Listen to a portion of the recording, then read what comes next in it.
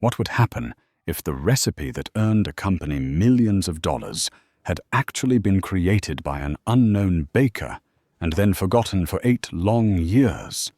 Do you really think anyone would believe the word of a broke baker? You or me? The question sliced through the small meeting room like a blade, freezing the air around it. Eliza Moore stood frozen, her hands still dusted with flour, her eyes fixed on the sheet she was holding. A copy of the recipe her late brother had submitted to the company 8 years ago. Sitting across from her was Owen Grady, the branch manager of Kessler's Ovens flagship Seattle location. He leaned back smugly in his chair, the sneer on his face making it clear he believed every word he said was law. In Owen's eyes, Eliza was just another worn-out kitchen worker with calloused hands and a heartstring, tugging story no one cared to hear. He had no idea the quiet young intern standing in the corner, the one with the loosely tied hair and a freshly pressed uniform, was actually Aidan Kessler, CEO of the entire company, secretly investigating discrepancies in the very store he had once founded. No one noticed the sharp focus behind Aidan's plain plastic glasses. He didn't need to speak, only to observe and remember. From Owen's dismissive attitude to the supervisor's condescending stares at Eliza and the uneasy silence that hung in the room like a heavy curtain, he took it all in. In that moment, Aidan understood. This wasn't just a matter of a recipe. It was the story of a woman fighting against erasure, holding on to her late brother's legacy with the only thing she had left, a worn sheet of paper, yellowed with time. When the meeting ended, Eliza walked out as if she were carrying a boulder on her back. She didn't cry, didn't argue, just gripped the paper tightly and returned to the kitchen, where the oven had already begun to release the warm scent of butter. And Aidan, under the name Noel Hayes, intern from the product coordination, quietly followed. What he had just witnessed wasn't just a moment, it was a reckoning. And he knew, from that moment forward, nothing would remain the same. At 4 a.m., the Seattle sky remained cloaked in a cool steel gray. In a worn-down room on the outskirts of town, Aidan Kessler stared at his own reflection in the dim bathroom mirror, where the dull yellow light cast a pale glow on a face that felt almost unfamiliar. The salt and pepper beard he had grown carefully over the past 2 weeks added at least a decade to his appearance. Combined with the thrifted knit sweater and low-brimmed cap pulled tight, he no longer resembled himself. The hand-tailored suit and Swiss watch of a multi-million-dollar CEO were left behind in his luxury apartment in San Francisco. Today, he was simply Noel Hayes, an intern from the regional product coordination team, ready to start his first shift at the very bakery he once built from nothing. 15 years ago, Aidan had mixed dough with his own hands, baked bread in a second-hand electric oven, and slept beside sacks of flour because he couldn't afford rent. 15 years later, he was the CEO of a 37-store national bakery chain and named one of Forbes' leaders to watch. But now he couldn't walk into any branch without being met with scripted greetings, wary stares, or worse, forced flattery. He had hired consulting teams and customer behavior analysts to figure out why the location with the highest customer ratings was experiencing a steady decline in net revenue.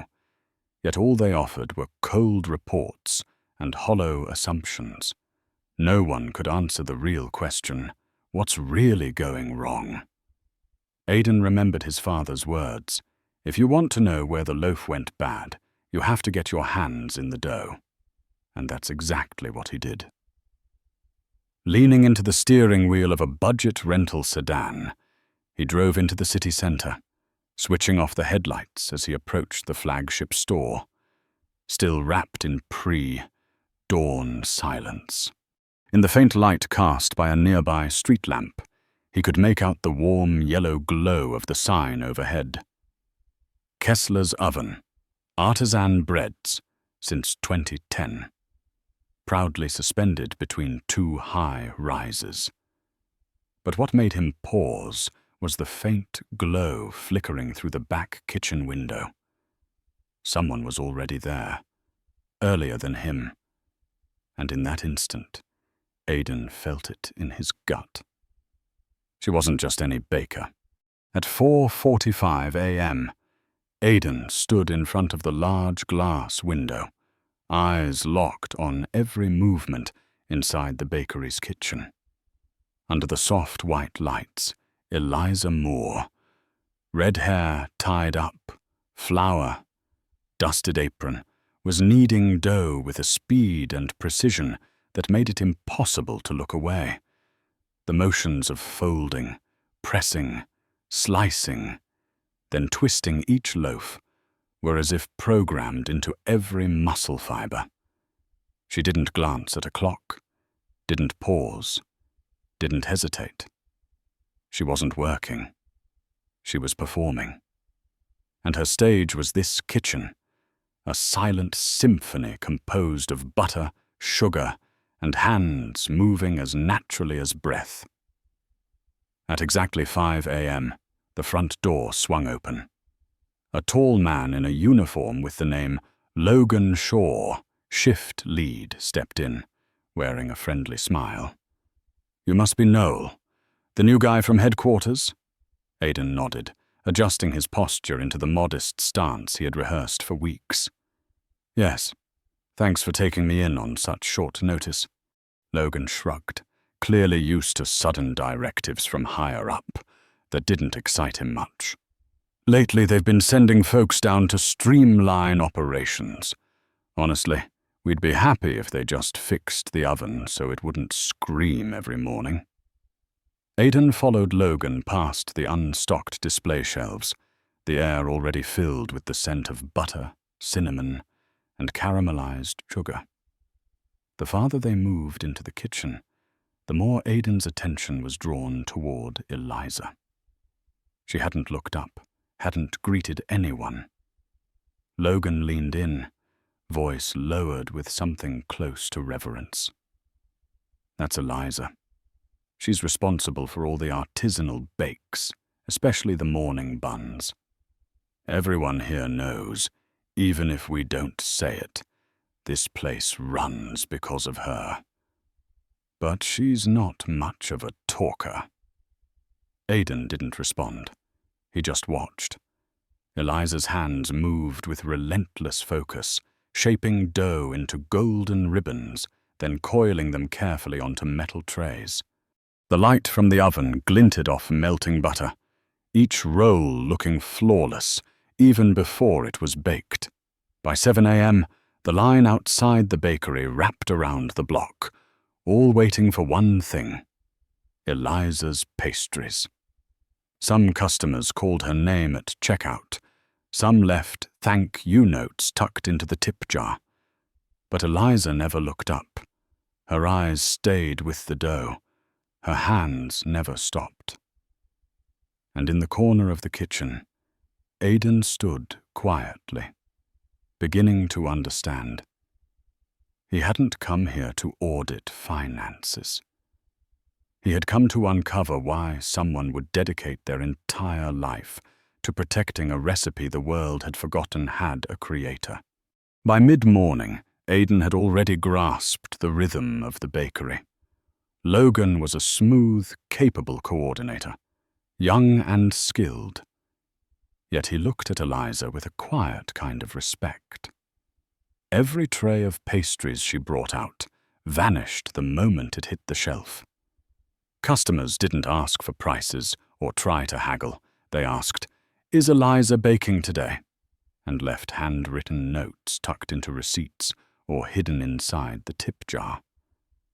But what puzzled Aidan wasn't the volume of sales or the growing line outside. It was Eliza's absolute silence. She didn't take breaks. She didn't sit down when Logan offered her a coffee. She didn't react when the young staffer named Zach dropped a tray of raw dough. Eliza simply bent down, picked it up, wiped the floor, and whispered, "First rule of baking. Accidents are part of the job." Aidan started to step forward to help, but Eliza held out a hand without looking up. "You're new. You should be up front with Logan. I've got this." No anger, no frustration, just a boundary. A kind of boundary built after too many moments of reliance, collapse, and being left behind. Aidan recognized that look, the look of someone used to no one staying. That afternoon, when a large corporate order came in, Aidan was called into the kitchen to help Eliza. She handed him a lump of dough and said, "Fold it like this, not too tight, not too loose." Aidan fumbled deliberately, hands awkward. Eliza didn't criticize. She gently adjusted his fingers, voice barely above a whisper. "You have to feel the tension. The dough will tell you what it needs." Her hands were calloused, lined with tiny cracks and old burns. She didn't have to say how many years she'd lived beside the heat of an oven. Then Aidan noticed something. Under the sleeve she'd pushed up was a small tattoo, a simple black flame, faded with time. Before he could ask, Eliza spoke first. "You've done this before, haven't you?" Aidan was briefly caught off guard, then smiled. "I just have steady hands." Eliza stared at him for a few seconds, then turned back to her dough. "Not bad. Better than most interns they've sent down here." At the end of the shift, as the others left the bakery, Eliza stayed behind to scrub the ovens, stack the flour bags, and line up each jar of sugar. No one told her to. She didn't ask anyone for help. She simply dragged a heavy bag of flour from storage. Logan called after her, "Eliza, let me help." She answered, "It's fine. I'm used to it." And as Aidan stood there, watching her quietly scrub each tile on the bakery floor, he understood something clearly. Eliza Moore wasn't working for money. She was working to survive, for something far greater. That night, in a dim room with yellowed walls and a flickering bedside lamp, Aidan opened his laptop. Files on wages, schedules, benefits, and Eliza Moore's employment history lit up the screen one after another.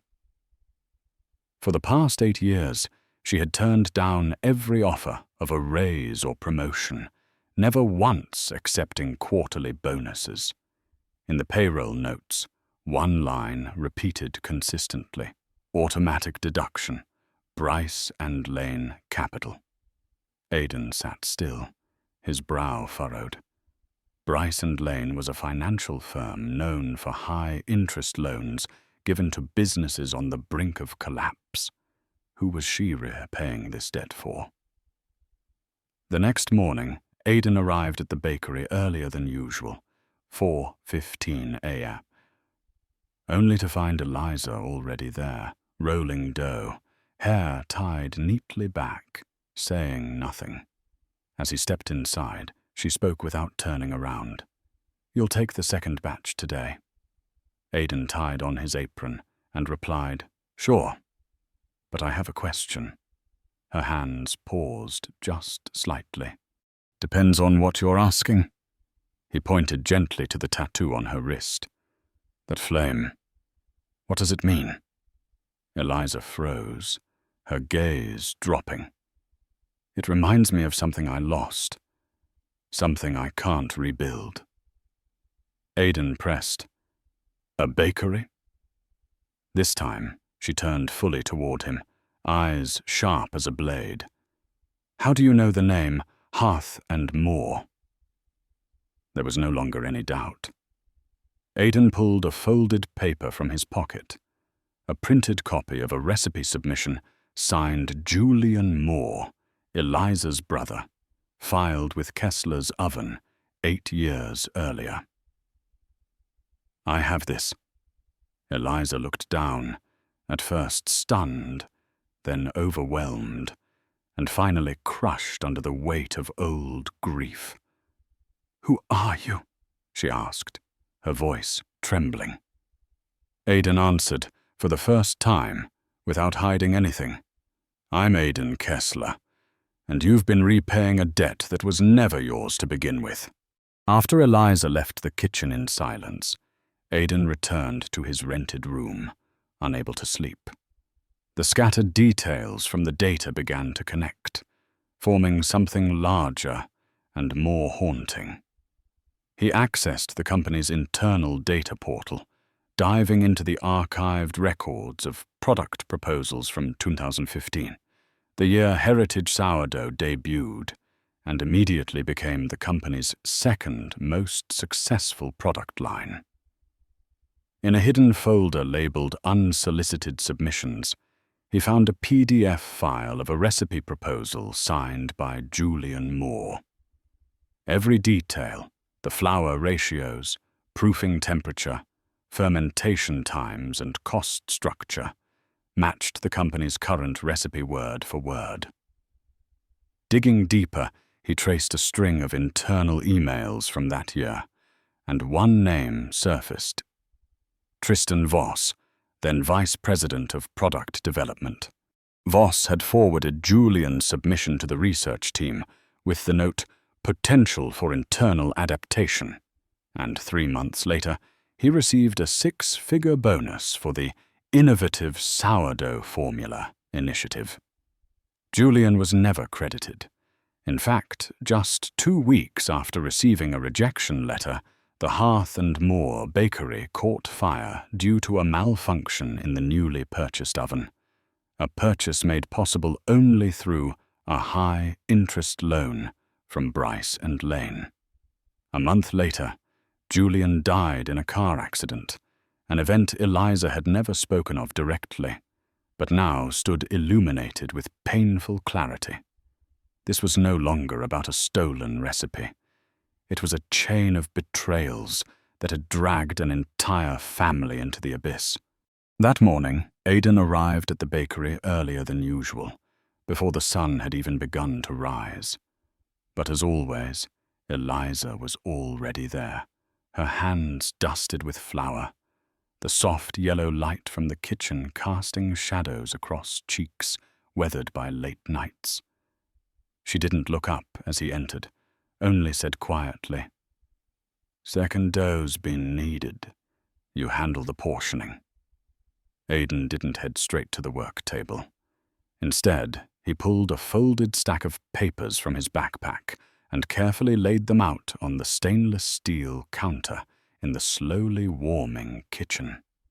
"I think you should see this." Eliza froze, turning around, her eyes narrowing as they fell on the familiar words. "This recipe," she whispered, her hand reaching for the line that read, "Product Proposal, Julian Moore, 2015. How did you get this?" Aidan looked her in the eye. "Because I'm Aidan Kessler, and I didn't come here to coordinate anything. I came to understand why this store holds a soul that my company has never called by its rightful name."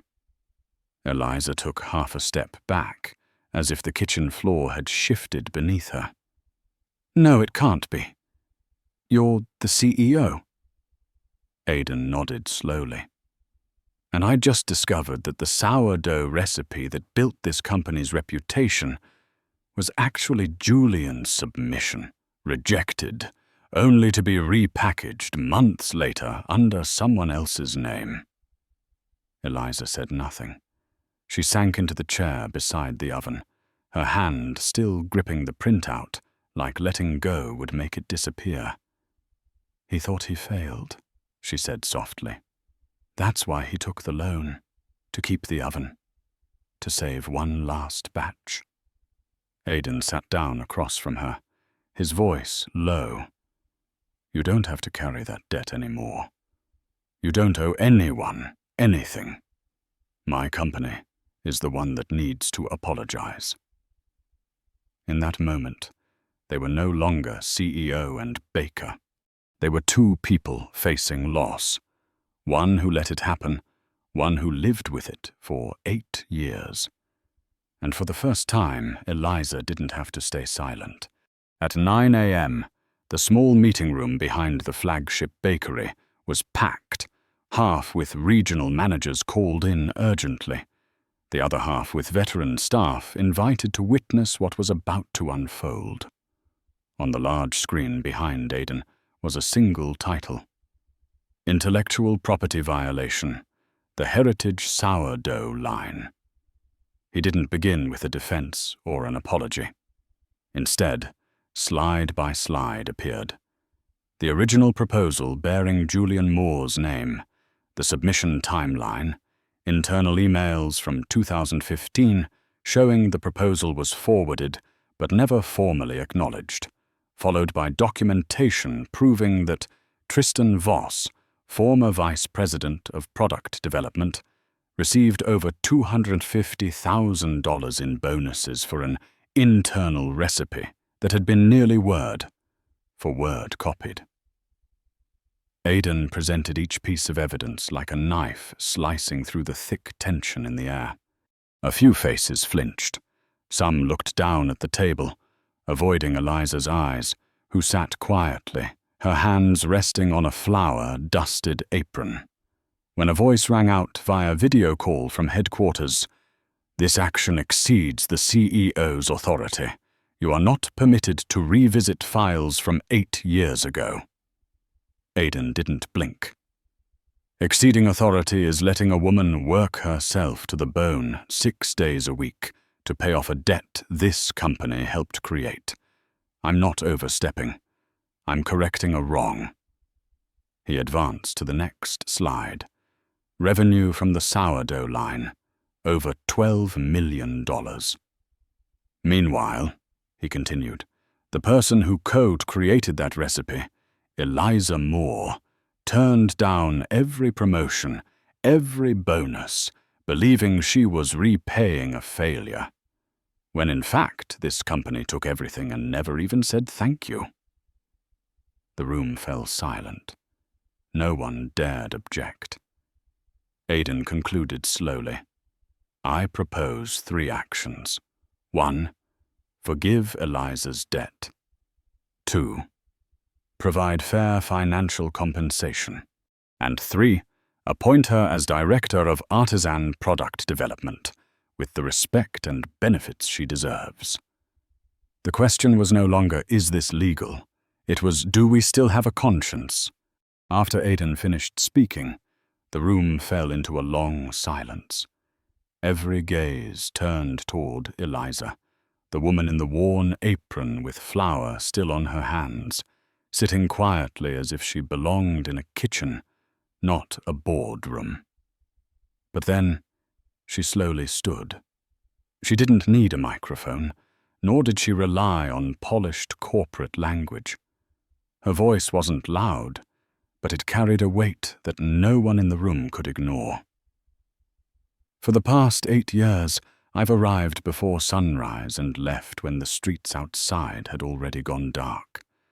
I've worked through Christmas, Thanksgiving, even my own birthday. Not because I was blindly devoted to the job, but because I couldn't let my brother's name disappear, as if he never existed. She paused, taking a deep breath. I watched customers enjoy the recipe Julian poured his youth into, watched others receive accolades while I stayed silent in the back of the kitchen. Not because I wasn't angry, but because I thought silence was the only way to keep going. Eliza's face did not tremble. There was no bitterness, only a resolve that had been slow, baked like the loaves she pulled from the oven each morning. I don't want millions of dollars. I don't need prizes or titles. I want my brother's name on that recipe, where it belongs. I want him recognized as the one who created it. And I want this company to stop devaluing the work of those behind the scenes just because they lack power or a voice. No one spoke. Aidan looked at her, heavy-hearted. He knew in that moment she was no longer just the sister living under the weight of a debt. She had become the guardian of justice, not for herself, but for someone who could no longer speak. And when she sat down, all that remained in the air was truth, undeniable and absolute. 3 weeks later, the flagship Kessler's oven in Seattle remained open as usual. Customers still lined up before 7 a.m., the scent of browned butter, brown sugar, and cinnamon still filling the air. But one thing had changed, something small, yet powerful enough to shift everything.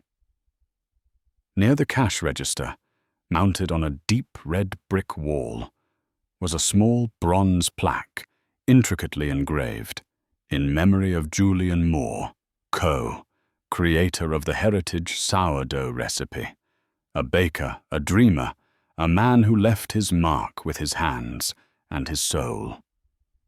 Eliza walked past it every morning, never stopping. But in the way she carried herself, anyone could sense something had lightened within her, like a debt had finally been lifted, not with money, but with truth. She still arrived at 5 a.m., still kneaded dough, still checked fermentation temperature with a gentle touch of her fingertips. But now, Eliza no longer worked alone. She trained new staff, reviewed submissions from small bakeries, corrected technical notes for trainees, and patiently listened to ideas from a young apprentice fresh out of culinary school. Embroidered in gold thread on her apron was a small line, Eliza Moore, Director of Artisan Product Development. She didn't flaunt it, but she no longer hid it either. Upstairs, behind a frosted glass wall, Aidan Kessler stood with a cup of coffee he hadn't yet sipped. Monica, the regional director, stepped beside him and asked quietly, "You did all this just for Eliza?" Aidan slowly shook his head. "I did it for every other Eliza in this company. Because if a company is big enough to take an idea and erase the name behind it, then it should also be big enough to make it right. Otherwise, it doesn't deserve to exist." Downstairs, a young apprentice whispered, "Miss Eliza, what if someone steals a recipe again someday?" She smiled, eyes still on the bronze plaque. "This time someone's watching, and they won't let it happen again. A recipe can be copied, but the soul of its creator cannot. In a world where success is sometimes built on forgetting, Eliza's story reminds us that honor cannot be stolen. It only needs to be called by its rightful name. If you believe that every idea deserves recognition and protection, then like and subscribe to follow stories where truth is restored. And don't forget to leave a comment with the phrase, "credit given."